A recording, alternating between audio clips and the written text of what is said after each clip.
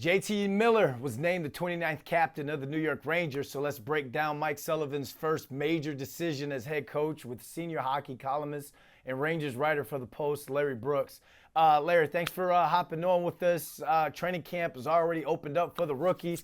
Rangers hockey is right around the corner, so let's talk about Captain Miller here.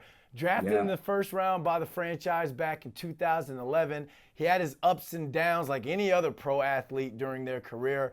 Got dealt back to the city last season, and then he posted 35 points in 32 games. So, in your opinion, what makes Miller the guy to wear the C over some of the other leaders that have been in that locker room? I've been advocating for JT to be named captain for a while now.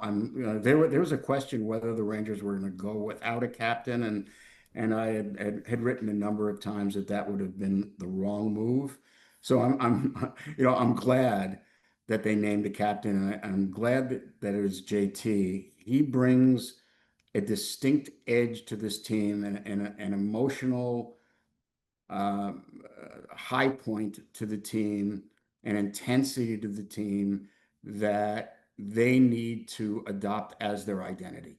And I think that JT is an emotional player, leaves everything out on the ice, um, and I think he's the perfect representative for what the Rangers need to become in this first year under Mike Sullivan.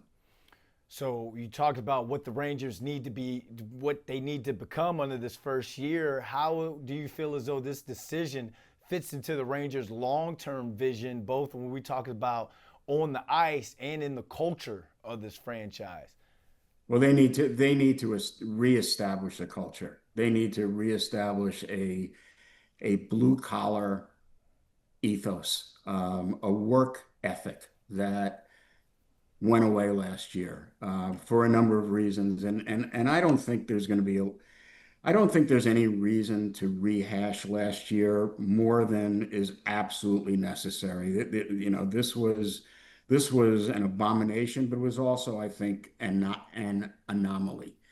I think that when JT got back here last year, we didn't see the full impact of JT Miller coming in the middle of the season. He was emotionally exhausted. The Rangers were emotionally exhausted, but you saw a lot of his work ethic. You saw a lot of his work rub off onto Mika Zibanejad, who I think is going to be on his right side when the season starts, when training camp starts. I think, JT is, I think JT probably needs to um, practice some communication skills, and I think he's going to be aided by that by Vincent Trocheck, who's going to be one of the alternates, Adam Fox, one of the alternates, Artemi Panarin and Zibanejad are the other alternates.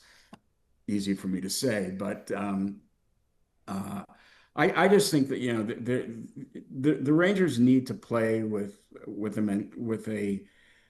a jagged edge mentality. They like to think they're so talented.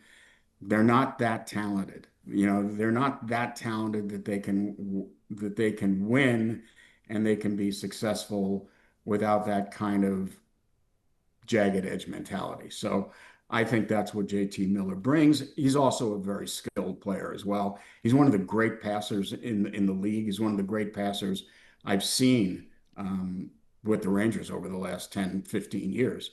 The other thing is like what were the odds that when JT Miller, a self-admittedly immature player through his early years, when he was shoved out the door at the trade deadline in 2018, what were the odds that he was going to come back 7+ years later and be the team's captain? It was is an amazing growth in JT, and I think that the Rangers have recognized that. Yeah, it sounds like that's the reason why Chris Drury said that he embodied what it meant to be a Ranger. We talk about the ups and downs of pro athletes. if you can have the ups and downs here and still weather the storm, and people embrace you the way he is with what he's done since he's come back, and now he's earned that C. I mean, I love being a former pro athlete here in New York. You just love the stories like that. So a lot of people are excited about the new energy that feels like it's been breathed into the program or the franchise going into this year. A lot of people are also excited about you, Molly Walker, and Brian Boyle coming back for Up in the Blue Seats podcast for the New York Post. So one, how excited are you that the gang's all back to be recording pretty soon here? And two, how excited are you about another season covering the Rangers? I'm looking forward to it. I wouldn't be here if I weren't, I think, Molly and Brian, I think we're a great team. We'll see if the Rangers are a great team, but I think there certainly will not be anything like last year. I guarantee that it won't be anything like last year. There will not be dysfunction. They may not, I'm not sure that their roster is top 10, top 12, top 15 in the league. I'm not sure, but I know that their work ethic and I know that their structure is going to be much improved. I know they're going to be a well-coached team, and I'm looking forward to seeing how they respond. If Larry Brooks is hopeful, that means there's hope. Thank you, sir, and Thanks. congratulations on another year covering I the Rangers. appreciate it. Thanks. Thanks. I'll see you soon.